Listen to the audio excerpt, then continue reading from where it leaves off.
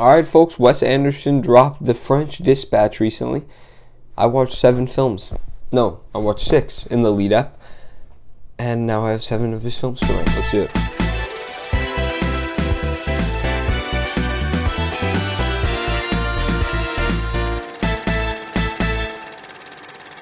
Alright, folks, so I had never seen a Wes Anderson film before this. I, of course, knew who he was, the kind of films he makes. So I had an idea of what to expect. But yeah, let's just get in the ranking. Folks, coming in at number 7 is going to be Moonrise Kingdom, the only one with a negative score on this list. And it's not because it's poorly made. It's not because it's necessarily a bad film. It's just a film that I don't really enjoy. And then this is going to be a criticism. I suppose I'll say a lot just because it's really all flair. The story here is not really interesting whatsoever. You got the entire, all the Wes Anderson isms, and again, it's fine. They're okay. It's art is what it is, and you watch it once and you appreciate it. It puts a smile on your face. The really clever ways that he can tell a story, but the film itself is just not interesting. And I mean, it's really not fun. This one in particular, and that's disappointing. So coming in at number 7 is going to be Moonrise Kingdom. Folks, coming in at number 6, and this one is, very disappointing because I'd heard many good things about this, but Fantastic Mr. Fox is actually going to come in at number 6. And, I mean, the stop motion is a gimmick, so I'm not going to either hold that against it or necessarily favor it for either of those things, for the stop motion, but it wasn't fun. You'd think I'd like it. I like animation. I like heist films. But I don't know. This one just wasn't fun to me. The story, the themes, and even the stop motion was all okay. All pretty mediocre. Yeah, just disappointing. All right, I just turned the light around. Hopefully that fixes the glare a little bit. Let's carry on. Folks, coming in at number 5 is actually going to be his newest release, The French Dispatch.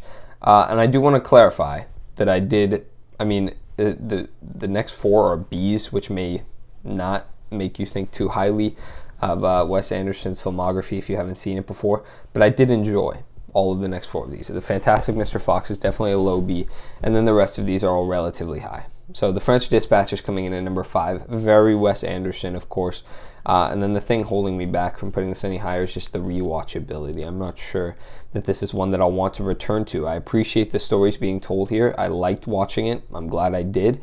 And I mean, Wes Anderson's flair is just very present in this film, and I respect that. I enjoyed it a whole lot. No, not particularly. Will it stick with me? Again, probably not, but still a good watch. Folks, coming in at number 4, The Royal Tenenbaums. The more I think about this film, the more I realize how much I love the first 5 minutes. It may be the best film montage of the kids growing up. I love the Hey Jude playing in the background. I might play it over this video, depending on how I'm feeling in the editing room. And then just the exposition of the characters that we need to know. It's creative, it's funny, it's very Wes Anderson, and that just shows Wes Anderson at his best, in my opinion. But the rest of the film, I'm not sure it lives up to it for me. The comedy isn't all there for me. I feel like, again, the Wes Anderson isms. Again, I don't mean to make that as a criticism, but they do sort of overtake the plot. Overshadow is the word I'm looking for. And that can hinder the experience a little bit. I enjoyed the film, but can't put it any higher. Coming in at number 3 is Rushmore. This was a film I very much enjoyed. It's good. It's not great. And then again, I feel like in his first 2 films especially, I didn't watch all of his films, I will clarify. So there are a few that I just cannot comment on.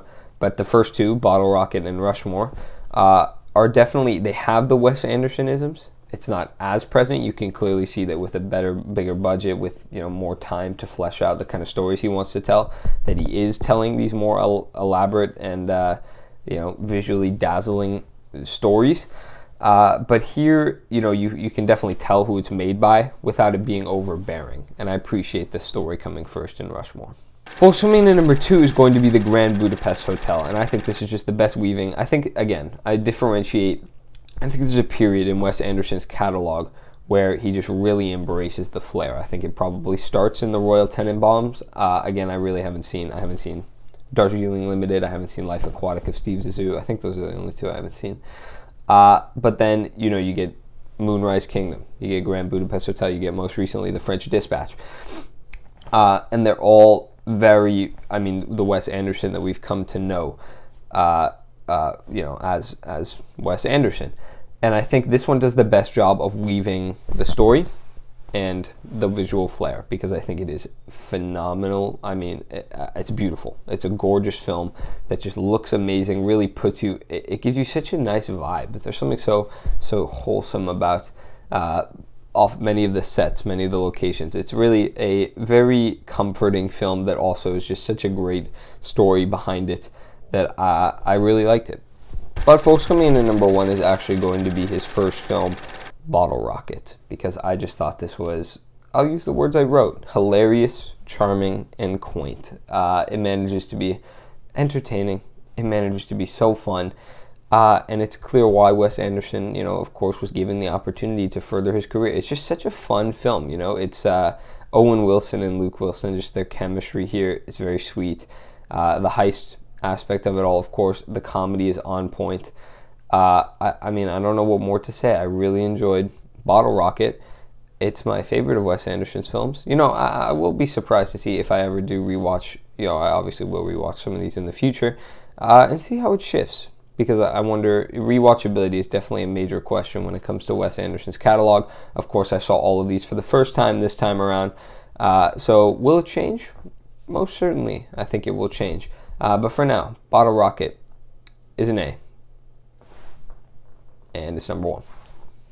Alright, folks, that's Wes Anderson's catalog. Well, 7 films out of his catalog ranked.